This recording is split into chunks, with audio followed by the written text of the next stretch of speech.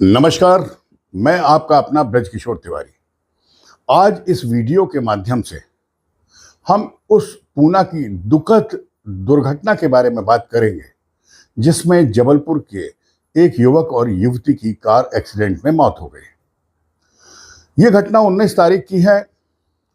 जबलपुर का एक इंजीनियर जिसने वहीं वाई पाटिल कॉलेज से इंजीनियरिंग की थी और वहीं वो 2 साल से जॉब भी कर रहा था, और उसकी शहर की ही एक महिला इंजीनियर अश्विनी, अनीश और अश्विनी दोनों की मौत हो गई। दुखद यह है कि उसी दिन अनीश का जन्मदिन भी था और वो जन्मदिन की पार्टी से ही लौट रहे थे। जब वो लौट रहे थे तब पीछे से एक रईसजादे ने, जिसकी उम्र 17 साल बताई जाती है, चेहरे से तो वो तकरीबन 21-22 का दिखता है, उसने एक पोर्शे गाड़ी जिसकी कीमत तकरीबन 2.5 करोड़ रुपए थी, पीछे से लाके लेफ्ट साइड में चल रहे इन दोनों युवक और युवतियों को इतनी जोर से डैश मारा कि वो ऑन द स्पॉट उनकी डेथ हो गई। ये एक दुर्घटना है, पर इससे भी बड़ी दुर्घटना एक और है जो हमारे यहाँ की न्याय प्रक्रिया को बने सबके सामने नंगा करती है।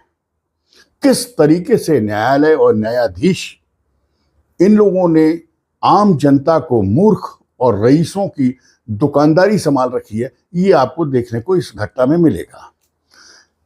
जब इस लड़के ने इसके पहले जो पुलिस को सीसीटीवी फुटेज मिले हैं, अपने 3 दोस्तों के साथ 2 बार में ड्रिंक किया वहां पार्टी के अपनी नई कार की।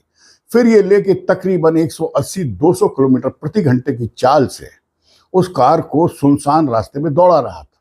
वहीं अनीश और अश्विनी अपनी पल्सर गाड़ी से धीरे धीरे बाएं से जा रहे थे और इसने उनको इतनी जोरदार टक्कर मारी कि वो उड़ के इसकी कार पे गिरे। इसका नसीब अच्छा था कि महंगी गाड़ी थी, उसमें एयरबैग खुल गए और ये 3-4 लोग जो थे ये बच गए। जब ये वहां से भागने लगे तो चूंकि पूना पूरे समय बॉम्बे जैसा जागने वाला शहर है, वहाँ पे नाइट शिफ्ट में भी इंजीनियर्स काम करते हैं, डे में भी, तो कुछ लोगों ने इनको पकड़ लिया और उनकी पिटाई की, पुलिस को हैंड ओवर किया।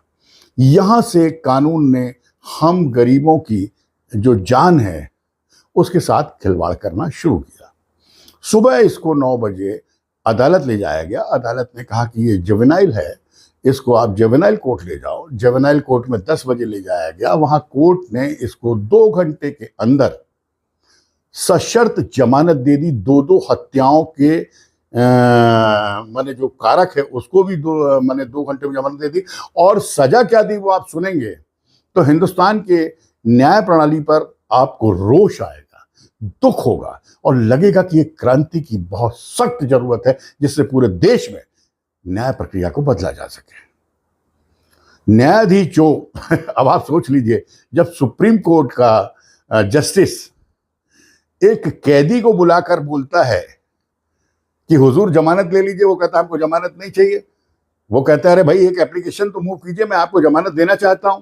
वो एप्लीकेशन नहीं देता, उसके बावजूद सुप्रीम कोर्ट उसको दूसरे दिन जमानत दे देता है 20 दिन की कि जाओ चुनाव लड़ो। मैं हमारे देश के सबसे सम्मानित जो राष्ट्रीय नेता हैं केजरीवाल जी की बात कर रहा हूं। बड़े मियां तो बड़े मियां, छोटे मियां सुभान अल्लाह। अरे साहब, सेशन कोर्ट लोअर कोर्ट से भी नीचे की कोर्ट, उसने 2 हत्याओं के अपराधी को मात्र 2 घंटे के अंदर जो सजा सुनाई वो सुनकर आप हैरान रह जाएंगे। न्यायाधीश ने लिखा कि आपको सजा दी जाती है कि आप ट्रैफिक के नियमों पर 300 शब्दों का निबंध लिखकर अदालत को देंगे। साथ में 15 दिन प्रतिदिन 4 घंटे आप ट्रैफिक पुलिस के साथ जाकर ट्रैफिक नियम सीखेंगे। और छोड़ दिया। 2 परिवारों के चश्मो चिराग चले गए। 4 दिन पहले अनीश ने अपने भाई को बोला, वो दुबई से आया था और यूएस जाने की तैयारी कर रहा था। वो अपने पूरे परिवार को बनाना चाह रहा था। छोटे शहर से आकर उसने वहां पे काम कर रहा था। एक बेटी चली गई जवान, जिसका पूरा भविष्य पड़ा हुआ था। ये न्यायाधीशों ने मानवता भी बेच दी, गैरत भी बेच दी। अरे भाई कितने पैसे ले जाओगे? अभी जो ईरान का राष्ट्रपति मरा, उसके बराबर तो तुम्हारे पास पैसा नहीं होगा ना, वो भी चला गया, आप भी चले जाओगे। अरे जजेस हैं क्या हमारे जैसे? 2 हाथ 2 पैर 2 आंख 1 नाक 1 मुंह। बस हम लोगों के बीच में सोच अलग है। हम मानवता, राष्ट्र धर्म, राष्ट्र हित के बारे में सोचते हैं, और इन्होंने कानून को अपने मन से तोड़ मरोड़ कर इन तीनों चीजों को किनारे कर दिया है। अब अगर इसमें यह कह रही है जनता कि न्यायालय में सौदा होता है, तो कतई गलत नहीं कह रही है। अगर कभी कोई न्यायाधीश चाहे तो मेरे साथ वो चले, मैं सेशन कोर्ट में आपको दिखा दूंगा कि जज के सामने उनका मुंशी कैसे पैसे लेता है। मुझ पर भी केस थे, मैंने भी पैसे दिए, और जब मैंने एक बार शिकायत की तो जज साहब ने मुझे दिन भर की सजा दी अदालत में खड़े रहने की, जबकि जज साहब से मैंने ये कहा था कि साहब देखिए आपका बाबू हमसे पैसे मांग रहा है। ये मैं जबलपुर की घटना आपको बता रहा हूं। अब जीवन के अंतिम पड़ाव में भी अगर सच नहीं बोलेंगे और इन लोगों से डरेंगे तो होगा क्या साहब? आज मरे कल दूसरा दिन। अरे भाई, इनकी जो 6 महीने और 1 साल की जो अदालत की अवमानना की सजा है, इतने के लिए आप मने सच नहीं बोलेंगे? ये कौन सी बात हुई? अब सबसे दुर्भाग्यपूर्ण बात यह है, मैं आपको जो बताना चाहता हूं कि इनको 17 साल का बनाया गया। हमारी जो भाजपा गवर्नमेंट है और इसके जो हमारे नायक हैं, इन्होंने कोई कॉग्निजेंस नहीं लिया। लेती तो शिवसेना भी नहीं और कांग्रेस भी नहीं, पर चूंकि चुनाव चल रहे हैं, कांग्रेस और शिवसेना विपक्ष में, उन्हें भाजपा को बदनाम करना है, तो उन्होंने इस मुद्दे को उठाया और चिल्ला चिल्ला के कहा कि वो चूंकि एक अरबपति का लड़का था, पैसे की सौदेबाजी हुई, इसलिए इतने बड़े हत्यारे को 2 घंटे के अंदर छोड़ दिया गया। ये जो हो हल्ला मचा, जिससे जन जागृति हुई, पूना के सारे इंजीनियर्स इकट्ठे होने लगे, सारे स्टूडेंट इकट्ठे होने लगे। इसके कारण हमारे जो बहुत ही काबिल, जिनका मैं बहुत सम्मान करता हूं, अपने ये जो महाराष्ट्र के वो हैं, गृह मंत्री भी हैं, उप मुख्यमंत्री भी हैं, फडणवीस साहब, इन्होंने आवाज उठाई और कहा कि साहब वो एक बार ऐसा कुछ कानून बना था कि अगर 18 साल से कम भी है लड़का और अगर उसने ऐसा कुछ अपराध किया है तो उसको एडल्ट के तरीके से ट्रीट किया जाएगा। पर ये बहुत अच्छे से सारी दुनिया जानती है फडणवीस साहब कि आप उसको वहां से पेश करोगे, वहां अदालत में फिर उसका अरबपति जो बाप है वो सौदा कर लेगा और वो लड़का फिर छूट जाएगा और आपके सारे प्रयास धरे के धरे रह जाएंगे। बहुत दुख की बात है कि मैं उसी शहर जबलपुर से आता हूं। मैं आज 22 साल से बॉम्बे में हूं as an actor, as an anchor, पर मैं उस शहर की संस्कृति, उसके जो परिवार का एक गठबंधन है, जो वो इमोशनल होते हैं वहां के लोग, उसके बारे में जानता हूं। मैं बहुत दुखी हूं। मुझे मालूम है कि मेरा कोई छोटा भाई या छोटी बहन जैसे चली गई, वैसे ही हुआ। अब इसके पीछे के एक घटना मैं आपको बताना चाहता हूं। मैं 1 सेकंड लेता हूं आपसे, बस डेट में जरा याद कर लूं। जी, याद आ गया। 31 दिसंबर 2018 की बात है। मेरे एक मित्र हैं दीपक डोंग, उनकी एक होटल का, एक रेस्टोरेंट का उद्घाटन था। उन्होंने मुझसे कहा कि तिवारी, नए साल में मैं कर रहा हूं, तुम 31 की रात को आ जाओ।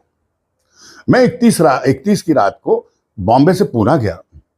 मैंने पार्टी अटेंड की। वहां से मैं रात को 2 बजे वापस बॉम्बे आ रहा था, क्योंकि सुबह मेरी शूटिंग थी। तो मैंने कहा कि चलो भाई, मैं रात में निकल जाता हूं। दीपक ने रोका भी, पर मैं रुका नहीं, और मैं एक ऑटो से चला आ रहा था। तभी उल्टी दिशा से आती हुई एक कार ने कोरेगांव में इतनी जोर से मुझे टक्कर मारी, मेरे ऑटो को टक्कर मारी, कि मेरा ऑटो तकरीबन 4 फुट उछल के गिरा। उसकी रॉडें मेरे शरीर में फंस गई थी। पूरा चेहरा मेरा फट गया था। 18 टांके मेरे चेहरे में लगे थे। उसके बाद मैं कार के पास रात भर पड़ा रहा। फिर कुछ लोगों ने मुझे उठाया, हॉस्पिटलाइज कराया। मैंने पुलिस को कई फोन किए, पुलिस नहीं आई। फिर उसके बाद मैं स्वतः एक ऑटो करके पूरे टांके लगाए मैं कोरेगांव पुलिस चौकी पहुंचा। वहां पे मैंने बोला, सर कि ऐसा हुआ। अरे बोले, हमको तो कोई खबर ही नहीं है कि ऐसा कोई एक्सीडेंट हुआ। तो मैं पुलिस को घटना स्थल ले गया। मैंने वो कार दिखाई जो पूरी डैमेज थी, ऑटो था जिससे मुझे पब्लिक ने निकाल के भेजा था। अब साहब वो बोलने लगे कि ये बात आप चर्चा नहीं करना साहब किसी से, हम आपको 50,000 रुपए दिलवा देंगे। हमने साहब 50,000 रुपए की बात नहीं, मुझे अपराधी चाहिए। चूंकि कार के पास मैं अड़ के खड़ा हो गया था, इसलिए उन्होंने कार के मालिक को ले आए, जो वहां का एक बड़ा दबंग व्यक्ति था। अब पुलिस मुझे थाने में इतने घायल आदमी को बिठा के समझा रही कि आप इसके खिलाफ रिपोर्ट ना करें, नहीं तो आप बंबई नहीं जा पाएंगे। मेरे पास एक एक एविडेंस है। उन्होंने कहा कि साहब अभी आप चले जाइए, मैंने ये लिख लिया वो लिख लिया, और इन्होंने मेरी रिपोर्ट नहीं लिखी। मैं 2-3 महीने तक परेशान रहा कि मेरे एक्सीडेंट की रिपोर्ट लिखी जाए। मैं पूना से बॉम्बे आया, बॉम्बे से जबलपुर हॉस्पिटल में एडमिट था, वहां मेरा कई दिन इलाज चला। फिर मैं पूना गया, मैं पूना जाता रहा। जब इन्होंने नहीं माना तो मैंने पूना कमिश्नर को मेल किया। जब मैंने मेल किया तब मुझे दिनांक 25 मार्च को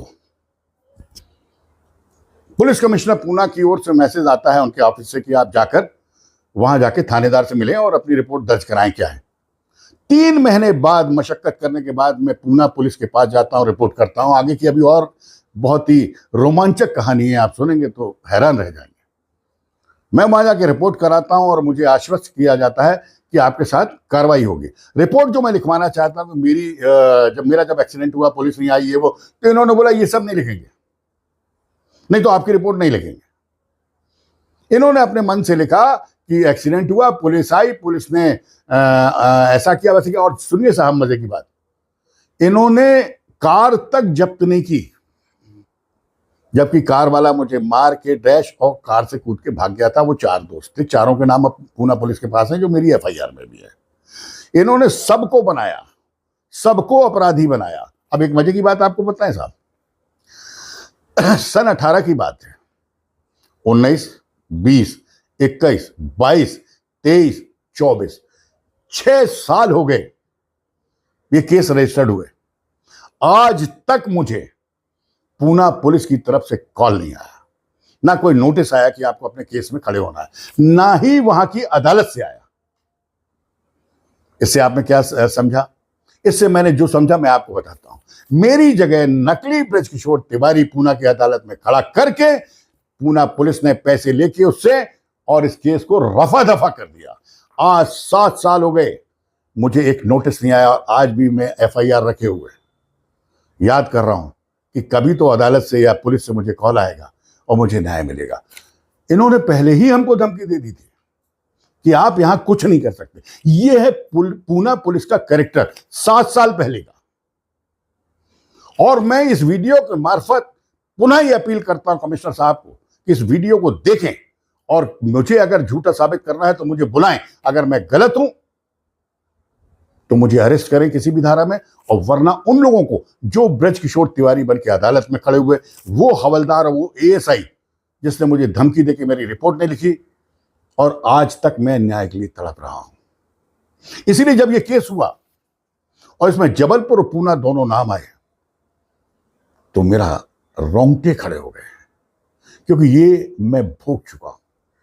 पूना में बहुत सारे रईस जाते हैं, कंस्ट्रक्शन जोरों पे हैं, माफिया का पैसा है, ड्रग्स है, स्टूडेंट्स के सब कुछ है। मैं शब्द जो नहीं बोलना चाहता, जो बंबई में नहीं है वो गलत कार्य भी पूना में होते हैं। कमिश्नर ही है, पुलिस कमिश्नर होता है, हर चीज बंदर बाट है।